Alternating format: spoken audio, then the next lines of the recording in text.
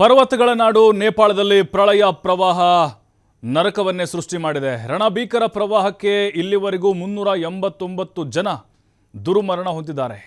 ಕ್ಷಣ ಕ್ಷಣಕ್ಕೂ ಸಾವಿನ ಸಂಖ್ಯೆ ಹೆಚ್ಚಾಗ್ತಾನೆ ಇದೆ. ಹೆಜ್ಜೆ ಹೆಜ್ಜೆಗೂ ಸಿಗ್ತಾ ಇದ್ದಾವೆ ಡೆಡ್ ಬಾಡಿಗಳು. ಆ ಕೆಸರಲ್ಲಿ ಹೂತು ಹೋಗಿಬಿಟ್ಟಿದ್ದಾವೆ. ಚೀರಾಟ, ಆಕ್ರಂದನ ಮುಗಿಲು ಮುಟ್ಟಿದೆ. ಕೆಲವು ಕಡೆ ನೀರವ ಮೌನ ಆವರಿಸಿದೆ. ಸ್ಮಶಾನ ಆಗಿಬಿಟ್ಟಿದೆ ಹಳ್ಳಿಗಳು. ನೋಡಿ, ನೇಪಾಳ ಅಂದರೆ ಪ್ರವಾಸಿಗರ ಪಾಲಿನ ಸ್ವರ್ಗ.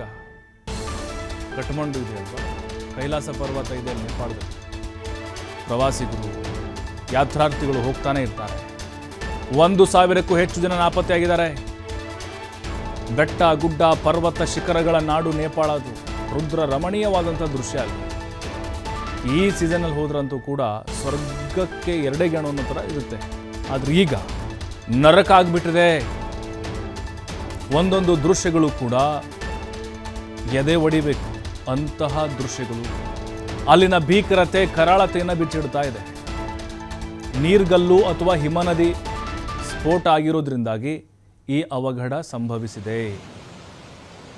ನೋಡಿ, ಕಾರ್ಗಳು, ದೊಡ್ಡ ದೊಡ್ಡ ಲಾರಿಗಳು ಆಟಿಕೆಗಳಂತೆ ಕೊಚ್ಕೊಂಡು ಹೋಗ್ತಾನೆ ಇದ್ದಾವೆ. ಎಷ್ಟೋ ಹಳ್ಳಿಗಳು ಈಗ ಮಾಯವಾಗಿಬಿಟ್ಟಿದೆ.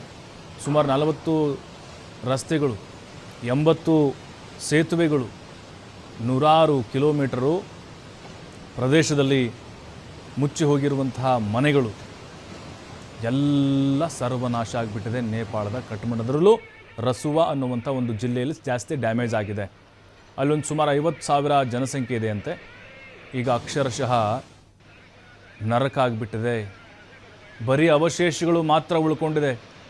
4 ಅಂತಸ್ತು ಬಿಲ್ಡಿಂಗು, 5 6 ಅಂತಸ್ತಿನ ಬಿಲ್ಡಿಂಗ್ವರೆಗೂ ಕೂಡ ನೀರು ಹೋಗಿದೆ ಅಂದರೆ ನೀವು ಲೆಕ್ಕ ಹಾಕೊಳ್ಳಿ ಅದೆಷ್ಟರ ಮಟ್ಟಿಗೆ ಪ್ರಕೃತಿ ಮುನಿಸ್ಕೊಂಡಿರಬಾರ್ದು ಅಂಥೇಳಿ. ಆ ಧೂಳಿನ ಸಹಿತ ಕೆಸರು ಮಿಶ್ರಿತ ಮಣ್ಣಿನ ಜೊತೆಗೆ ಕಲ್ಲು ಬಂಡೆಗಳು ಕೂಡ ರಭಸವಾಗಿ ಹರಿದು ಬರ್ತಾ ಇದೆ. ಅಂದರೆ ಇದು ಬರೀ ನೀರಲ್ಲ. ನೀರಾಗಿದ್ದರೆ ಎಲ್ಲೋ ಒಂದು ಕಡೆ ಸೇಫ್ ಆಗ್ತಿದ್ರು ಜನ.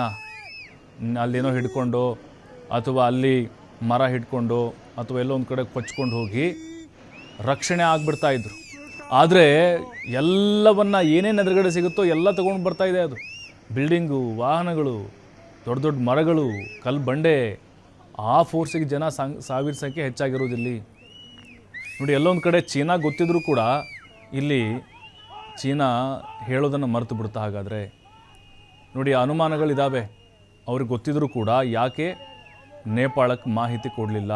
ಟಿಬೆಟಿಂದ ಬಂದಿರೋದು ಇದು. ನೇಪಾಳದಲ್ಲಿ ಉದ್ಭವ ಆಗಿರುವಂಥ ಪ್ರವಾಹ ಅಲ್ಲ. ರಕ್ಷಣಾ ಕಾರ್ಯಾಚರಣೆ ಕೂಡ ಈಗ